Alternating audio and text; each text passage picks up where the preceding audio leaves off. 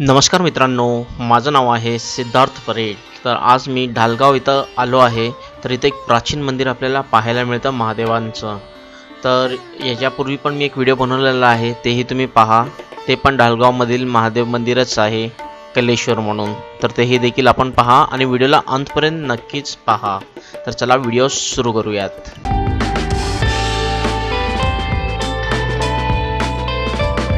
मित्रांनो, श्री गणेश मंदिर इथं पाहायला मिळतं आपल्याला आणि मंदिराच्या बाहेर एक वेगळं पाहायला मिळतं. इंग्लिशमध्ये याला हिरो स्टोन असं म्हणतात. ह्याला खालून वर असं वाचलं जातं आणि आम्ही जेवढे पण ग्रामीण भागामध्ये आजपर्यंत फिरले ना, तिथं आम्हाला हिरो स्टोन खूप बघायला मिळतात.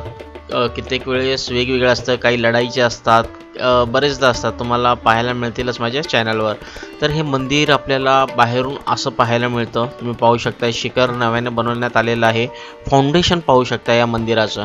असं वरती चढण्यासाठी 4 पायऱ्या आहेत आणि भक्कम असं जे आहे फाउंडेशन आपल्याला पाहायला मिळतं, बेस. तर इथं असं काही मूर्ती पाहायला मिळतात आणि बाहेरून जे आहे मंदिराला रंगरंगोटीचं काम केलेलं दिसतं आपल्याला. तर आतून रंगरंगोटी नाही आहे, म्हणून जो मूळ देखावा आहे मंदिराचा तो आपल्याला पाहायला मिळतो. जे नक्षीकाम आहे, हे पिलर्सवरून वगैरे जे खांब आहेत ह्याच्यावरचे नक्षीकाम आपल्याला पाहायला मिळतात.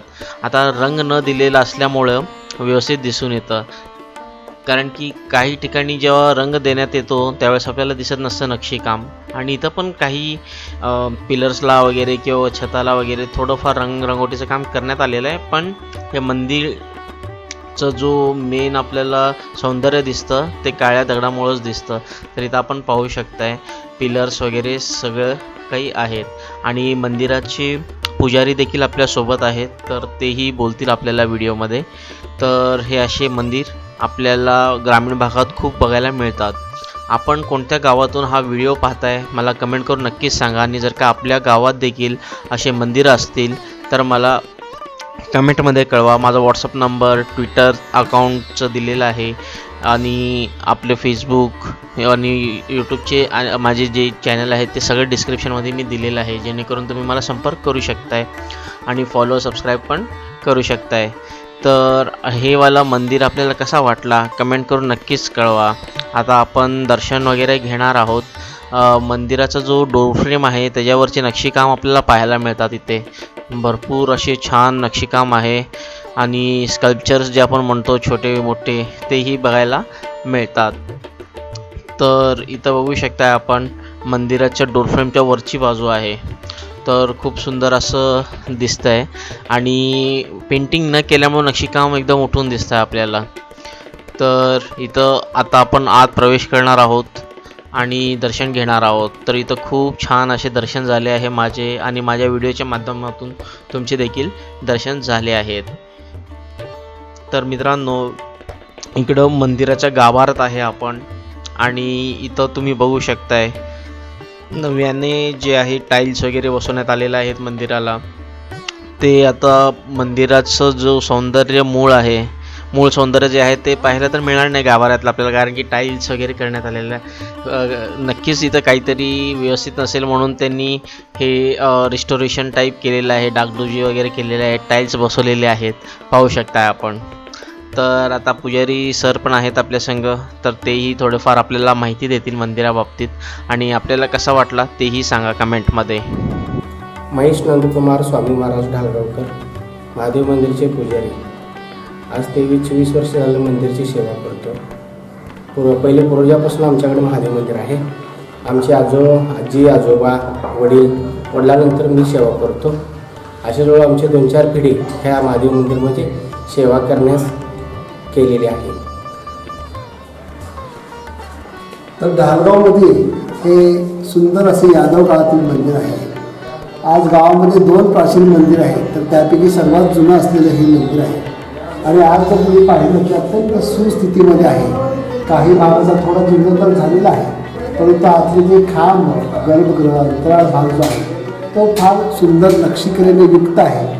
तर या मंदिरामध्ये प्रवेश करण्यासाठी 2 मार्ग आहेत. मुख्य मार्ग आहे इथला, तो आता बंद केलेला आहे आणि इथून येणारा हा दुसरा मार्ग आहे. आणि ह्या मार्गामधून आतमध्ये प्रवेश केल्यानंतर सभामंडप आहे अंतराळ आहे आणि गर्भगृह अशी ही मंदिराची रचना आहे. सभामंडपामध्ये जर पाहिलं की त्या काळातली मंदिर असून आता नवीन स्थापन केलेली शिव आपल्याला नंदी पाहायला मिळते.